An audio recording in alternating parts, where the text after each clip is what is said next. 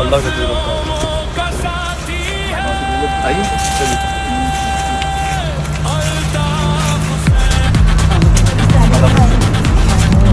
ماشاء اللہ. کیسی ٹھیک ہو؟ جی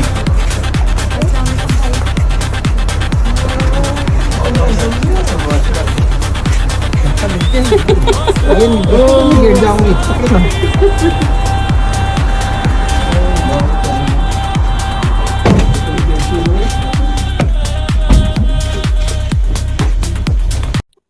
بسم اللہ الرحمن الرحیم. السلام علیکم. میں ہوں سید شہریار علی نقوی اور آپ لوگ میرا یوٹیوب چینل دیکھ رہے ہیں نقوی رپورٹس گلوبل اور ٹک ٹاک اکاؤنٹ، اور اس کو لنک کروں گا انشاءاللہ نقوی رپورٹ سے بھی. اچھا دیکھیں، ابھی آپ نے دیکھا محسن نقوی صاحب نے بھی بات کی، اور D G I S P R Ahmed Sharif Chaudhry صاحب کا بھی بہت زبردست قسم کا بیان ہے، اور اس کی ضرورت تھی. مطلب لوگ چاہتے ہیں کہ ان کو بار بار ان کی کمر کو مسالہ ملے، یعنی کہ پیٹ پہ ایک دھم ہونا چاہیے. گڈ گورننس بیڈ گورننس کیا چیز ہے؟ گڈ گورننس وہ ہے کہ ایسی لیڈرشپ ہو کہ عدل و انصاف کو قائم رکھے، جہاں پر ہے اس کو، اس ایریے کو، اس شہر کو، اس صوبے کو، اس ملک کو امن و امان کی، وہاں کی صورتحال جو ہے اس کو مستحکم رکھے. اور جو چوریاں چکاریاں ہو رہی ہیں، چھینا جھپٹیاں ہو رہی ہیں، اغوا برائے تاوان ہو رہے ہیں، ٹارگٹ کلنگز ہو رہی ہیں، دہشت گردیاں ہو رہی ہیں، ہاسپٹلز وغیرہ ہیں تو وہاں پر صحیح کام ہو رہا ہو، الیکٹریسٹی ہے، بجلی ہے، سوری گیس ہے، پانی ہے، سیوریج کا سسٹم ہے، سڑکیں ہیں، یہ سب چیزیں بالکل صحیح ہوں. ٹھیک ہے. شہر کے اندر ہریالی ہو، ملک کے اندر ہریالی ہو، لوگ آپس میں تفریق نہ کریں بلکہ ایک دوسرے کو اپنے ہی جیسا سمجھیں. تو ایسی سچویشن میں اب ہم نے دیکھا 2024 سے جب سے یہ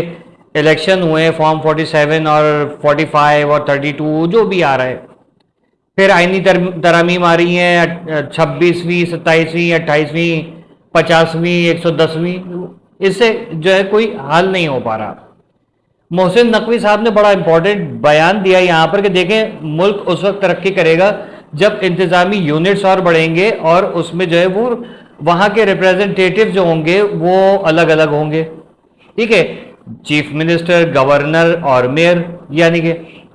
ٹھیک. تو یہ چیز بہت ضروری ہے. وقت کی جو اس وقت تقاضا ہے نا وقت کا، وہ یہ ہے. اب ایسی سچویشن میں ظاہر ہے کہ ہم دیکھ رہے ہیں 2024 سے لے کے 2026 پاکستان مقروض ہوا چلا جا رہا ہے، اپنا ریونیو جنریٹ نہیں کر رہا، بلکہ جو قرضے ہیں اس کو بڑھاتا چلا جا رہا ہے.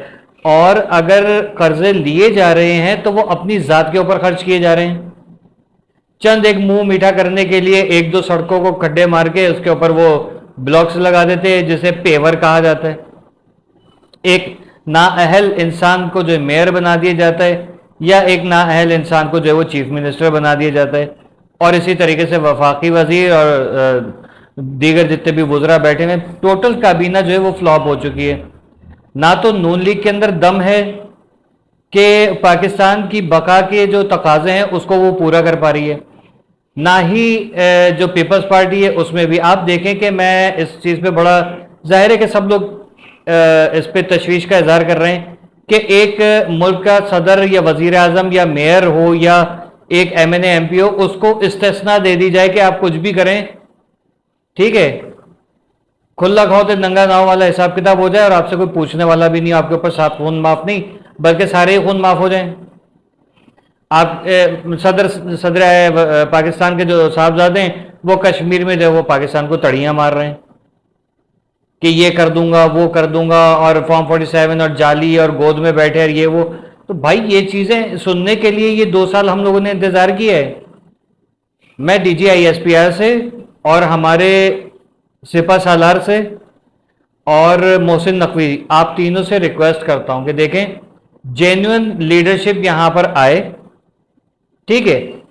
ملک کے اندر اگر کسی کے اوپر کیسز چل رہے ہیں تو اس کی ویریفیکیشن کی جائے، کیسز لڑے جائیں باقاعدہ طور پہ. 1 سال لگتا ہے، 2 سال لگتے ہیں، 10 سال لگتے ہیں، کلیئر ہوتا ہے، سزا ہوتی ہے، دودھ کا دودھ اور پانی کا پانی سیاہ سفید سامنے آ جائے. ایک شخص جس کے اوپر، جس کی پارٹی کے اوپر، جس کے قوم کے اوپر زبردستی کے جو ہے وہ ماورائے عدالت قتل کیا ہے کہ مطلب ہو رہے ہیں، جن کے ان کو اغوا کیا جا رہا ہے، گمشدہ کیا جا رہا ہے، ان لوگوں کو بازیاب کرانے کی کوشش کی جائے، لوگوں کی جان اور مال عزت آبرو کو تحفظ دیا جائے۔ ایک ایسی لیڈرشپ کی ضرورت ہے جس کو آئی ایم ایف سے قرضہ لینے کی ضرورت نہیں پڑے، بلکہ وہ اعلان کرے کہ میرے شہر کی دیواریں گندی ہو رہی ہیں تو اس کو صاف کرو، اور لوگ رات اور رات نکل جائیں اور خود ہی اپنا رنگ و روغن کر کے صبح تک دیکھیں شہر چمکتا ہوا ہو۔ وہ شہر جس کی سڑکیں دھلا کرتی تھیں اور سرف سے یا صابن سے دھلا کرتی تھیں اور چمک رہی ہوا کرتی تھی، اس شہر کا یہ حال ہو گیا ہے کہ وہاں پر گٹر بہ رہے ہیں، نالے میں بچے گر رہے ہیں، بچیاں اغوا ہو رہی ہیں، خواتین کے ساتھ چھیڑخانیاں ہو رہی ہیں، لیکن کچھ بھی اس کا وہ نہیں ہو رہا۔ رات کو 3 بجے 2:30-3 بجے علی رضا نکلتا ہے، اس کو کوئی مار کے چلا جاتا ہے، پرسنل گرج ہو یا کسی نے ٹارگٹ کلنگ کر دی ہو، واٹ ایور۔ یہ کیوں ہو رہا ہے؟ ان سب چیزوں کو کنٹرول، دیکھیں الطاف حسین تو نہیں ہے نا ابھی، تو اب یہ سب کیوں ہو رہا ہے؟ بھتہ خوری آج بھی چل رہی ہے۔ اس کا مطلب یہ ہوا کہ آپ جتنے بھی ہم نے پرانے انٹرویوز دیکھے کھنگال کے نکالے ہیں، یعنی کہ ایک قوم کو جان بوجھ کے دیوار سے لگایا گیا ہے اور ایک لیڈر کو جان بوجھ کے جو ہے وہ اٹھا کے پٹک دیا گیا ہے کہ نہیں تم یہاں سے ہلو گے نہیں، جو کہ اس قابل ہے، جو کہہ رہا ہے کہ پاکستان کے نام کو اونچے سے اونچا کیا جائے، اور جتنے بھی جبری قید ہوئے ہیں جن کے اوپر کیسز نہیں ہیں ان کو فوری طور پہ باعزت بری کیا جائے، ان کی زندگی کے قیمتی سال، قیمتی دن، قیمتی مہینے، قیمتی گھنٹے اور قیمتی سیکنڈز یہ بچائے جائیں تاکہ وہ ملک کے لیے کچھ کر سکیں، چاہے ان کا تعلق الطاف حسین سے ہو، چاہے ان کا تعلق جو ہے پیپلز پارٹی سے ہو یا عمران خان سے ہو یا نواز شریف سے ہو یا فضل الرحمان سے، XYZ کسی سے بھی ہو۔ ایسا کوئی لیڈر ہو جس کو کسی سے گرج نہ ہو، کسی سے خنس نہ ہو کہ ابے بھائی یہ جو ہے وہ مجھ سے زیادہ آگے نکل جائے گا، اور اس کو وہ بندہ جو دوسروں کے لیے دل میں جگہ رکھتا ہو، ایک ایسے لیڈر کو آنا چاہیے۔ ٹھیک ہے، اب محسن نقوی صاحب نے کہا انتظامی یونٹس بننے چاہیے، حقیقت تو یہی ہے، لیکن آپ دیکھیں کہ آپ کے خلاف اس وقت سندھ کے اندر ریاض لطیف پلیجو صاحب بھی نکل کے کھڑے ہو گئے، قادر مقصی صاحب بھی اٹھ کے کھڑے ہو گئے، پیپلز مطلب سندھ کی پارٹیاں جو ہیں ان کو کسی طریقے سے ایجوکیٹ کریں کہ انتظامی یونٹس بننے سے مراد یہ نہیں ہے کہ صوبے کو توڑا جا رہا ہے، یہ ایک الگ قسم کی یہ جو بھارتی جیسے بی جے پی کا ہے نا ہندوتوا مائنڈ سیٹ، وہ ان لوگوں کے ذہنوں میں رکھا ہوا ہے، ایک ڈر ہے، ایک خوف ہے۔ کیوں ہے؟ اس کی وجوہات یہ ہے کہ سندھ جو بھی کماتا ہے یا جو بھی اگاتا ہے پنجاب پہ جا کے لگتا ہے، تو سندھیوں کو ظاہر ہے کہ گرج ہوگا نا اس پہ تحفظات ہوں گے کہ بھائی ہماری چیز جو ہے وہ کوئی اور کیوں کھا رہا ہے، میرے اوپر کیوں نہیں لگ رہی۔ ایاز لطیف پلیجو صحیح ہے یہاں پر، قادر مقصی بالکل صحیح ہے، سندھ کا پیسہ سندھ پہ لگنا چاہیے، پنجاب کا وہاں لگنا چاہیے، کے پی کے بلوچستان کا ادھر لگنا چاہیے، عوام کو نوکریاں چاہیے، عوام کو جو ہے وہ کاروبار چاہیے۔ ان سب چیزوں کے لیے ایک ویژنری لیڈر چاہیے جس کے پاس تعلیم ہو، جس نے ساری زندگی لوگوں کو ایجوکیٹ کیا ہو، وہ بندہ لندن میں بیٹھا ہے، اس کو لے کر آئیے۔ ٹھیک ہے، میرا کچھ مجھ سے نہیں پوچھیں، میرا کسی سے کوئی تعلق نہیں ہے، ٹھیک ہے، میرے پاس صرف ایک دفعہ جیتے رہو کا کمنٹ آیا، اس کے علاوہ کچھ بھی نہیں، مجھے نہیں جانتا کوئی بھی،